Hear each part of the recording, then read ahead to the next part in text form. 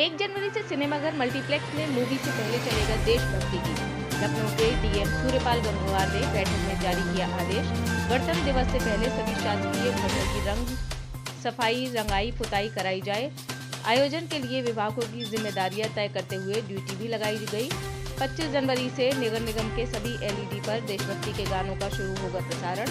विधान भवन की facade light भी 25 जनवरी को शाम 5 बजे से रात 11 बजे तक आकर्षक के रूप में चालू रखी जाएगी। गणतंत्र दिवस के उपलक्ष्य में 1 जनवरी से सभी सिनेमाघरों मल्टीप्लेक्स में मूवी से पहले चलेगा देशभक्ति गीत।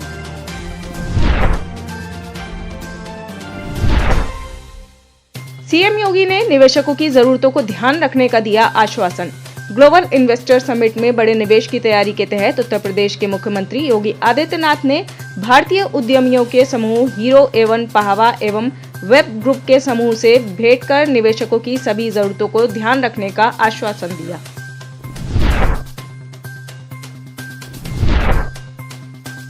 मथुरा नेशनल हाईवे पर सवारियों भरी ट्रैक्टर ट्रॉली पलटी। मथुरा नेशनल हाईवे पर सवारियों से भरी ट्रैक्टर ट्रॉली अनियंत्रित होकर सड़क किनारे गड्ढे में पलटी। ट्रैक्टर ट्रॉली में लगभग 20 से अधिक लोग थे सवार। महिलाओं और बच्चों सहित लगभग 12 लोग हुए घायल। घटना की सूचना पर पहुंची पुलिस ने घायलों को अस्पताल पहुंचाया।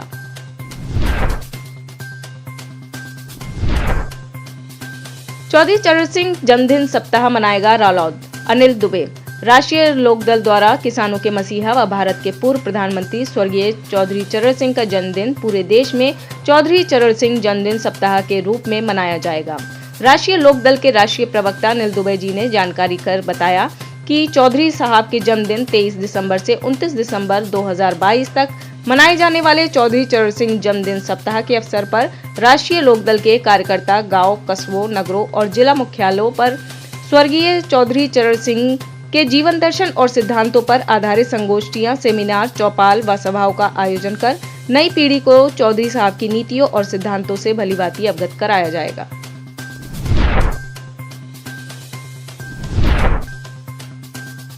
फर्जी आधार कार्ड मामले में इरफान सोलंकी की जमानत याचिका खारिज। सपा विधायक इरफान सोलंकी को कोर्ट से मिला बड़ा झटका। फर्जी आधार कार्ड मामले में जिला न्यायालय ने इरफान की जमानत याचिका की खारिज। जिला अदालत से इरफान समेत 7 लोगों की जमानत याचिका हुई खारिज।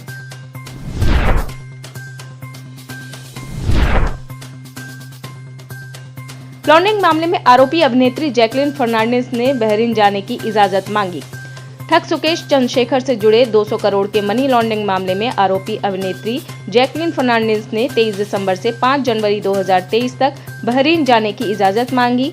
ईडी ने जवाब दाखिल करने के लिए आधे घंटे का समय मांगा। मामले में लिंक एडिशनल सेशन जज राजेंद्र सिंह ने कहा, मामले की सुनवाई कर रहे मुख्य जज ही मामले में सुनवाई करेंगे। पटियाला हाउस कोर्ट में होगी मामले की सुनवाई।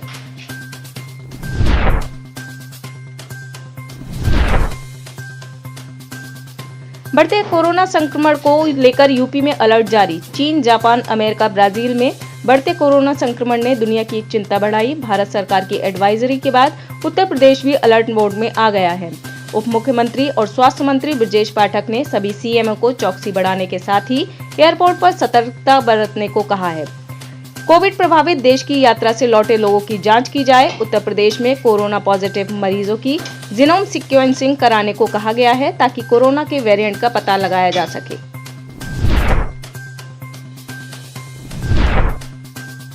टीएमसी नेता ने आदिवासी पोशाक का उड़ाया मजाक। शर्मा। हाल ही में अपनी मेघालय यात्रा के दौरान प्रधानमंत्री नरेंद्र मोदी वहां के खासी समुदाय की परंपरागत वेशभूषा में नजर आए थे, जिसे लेकर पूर्व क्रिकेटर व टीएमसी नेता कीर्ति आजाद ने कसा था तंज।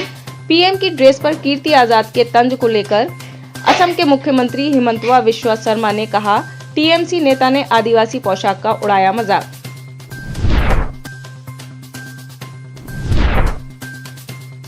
टीवी मैकेनिक की बेटी सानिया मिर्जा बनी देश की पहली मुस्लिम महिला फाइटर पायलट।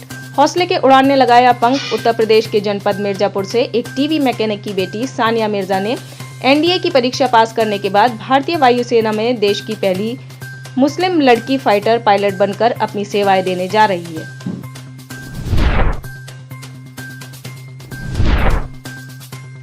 अंडमान द्वीप समूह के पास से एक नाव ने भारतीय जहाजों से मांगी मदद। मंगलवार की देर रात अंडमान द्वीप समूह के पास एक फंसी हुई नाव ने भारतीय जहाजों से मदद के लिए संपर्क किया था। नाव में कई रोहिंग्याओं के कई दिनों से फंसे होने का मामला सामने आया है। नाव में फंसे रोहिंग्याओं की संख्या 100 के करीब हो सकती है। इनमें से कई की हालत भूख प्यास से मरने जैसी हो गई है। म्यांमार के 2 रोहिंग्या समूह ने इसके बारे में जानकारी दी है। इसके बारे में भारतीय नौसेना ने अभी तक कोई आधिकारिक जानकारी नहीं दी है।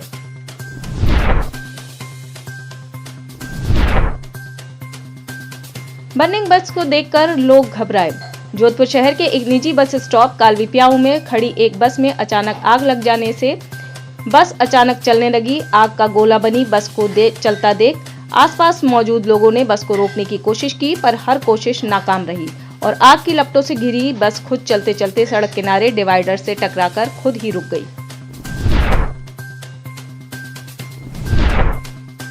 कश्मीरी पंडित और कर्मचारियों ने दिया सरकार के विरुद्ध धरना। एलजी मनोज सिन्हा के बयान, अब घर पर बैठकर वेतन लेने का जमाना लग चुका है, से नाराज कश्मीरी पंडित और कर्मचारी सरकार के खिलाफ सड़कों पर उतरे। प्रदर्शनकारियों ने कहा कि जब तक सरकार हमारी सुरक्षा को लेकर कदम नहीं उठाती तब तक हम कश्मीर घाटी नहीं जाएंगे। टारगेटिंग किलिंग के बाद वहां पर काम करने का माहौल नहीं है।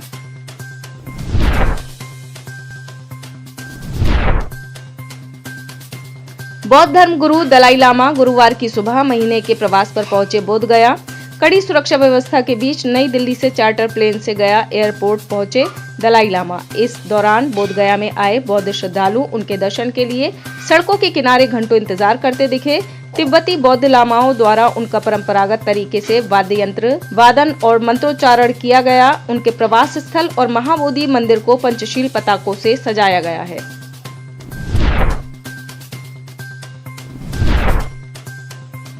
चीन में अस्पतालों से लेकर शमशानों तक दिख रही हैं लाशें ही लाशें।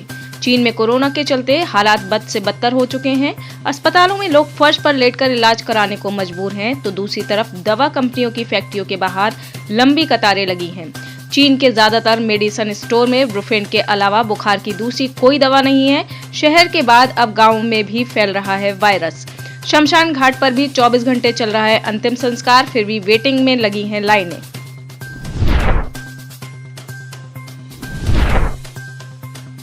मालदीव में आर्थिक संकट गहराया, अंतर्राष्ट्रीय मुद्रा कोष ने दी चेतावनी।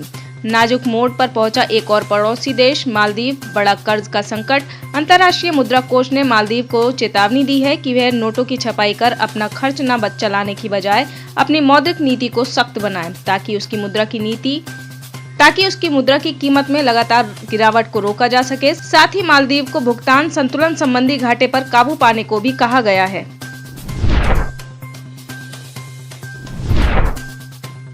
क्रिप्टो करेंसी के सह संस्थापक बेकमैन फ्राइड को एफबीआई ने हिरासत में लिया। क्रिप्टो करेंसी से अरबों डॉलर का साम्राज्य खड़े करने वाले सेम बेकमैन फ्राइड को अमेरिकी जांच एजेंसी एफबीआई ने हिरासत में लिया। एफटीएक्स में अचानक तेज गिरावट के बाद उन पर धोखाधड़ी और अन्य आपराधिक मामलों में न्यूयॉर्क के दक्षिणी जिले में केस दर्ज कराया गया था। वह क्रिप्टो एक्सचेंज एफटीएक्स के सह संस्थापक हैं।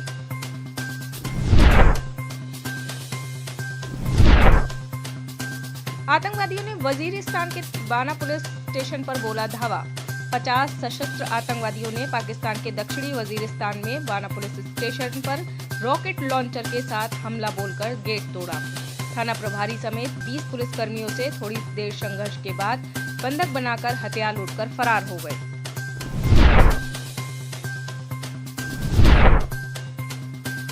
यूक्रेनी राष्ट्रपति ने अपने संबोधन में पूरी दुनिया का किया धन्यवाद। यूक्रेन के राष्ट्रपति वोलोदिमीर जेलेंस्की का अमेरिका में बड़ी गर्मजोशी के साथ स्वागत किया गया। स्वागत के दौरान यूक्रेनी राष्ट्रपति जेलेंस्की ने अपने संबोधन से दुनिया भर का मन मोह लिया। उन्होंने दुनिया भर के लोगों का मुश्किल वक्त में यूक्रेन का साथ देने के लिए शुक्रिया अदा किया। आप इस खबर के बारे में क्या सोचते हैं, हमें कमेंट सेक्शन में बताएं। साथ ही ब्रह्मास्त्र न्यूज को सब्सक्राइब और शेयर भी जरूर करें।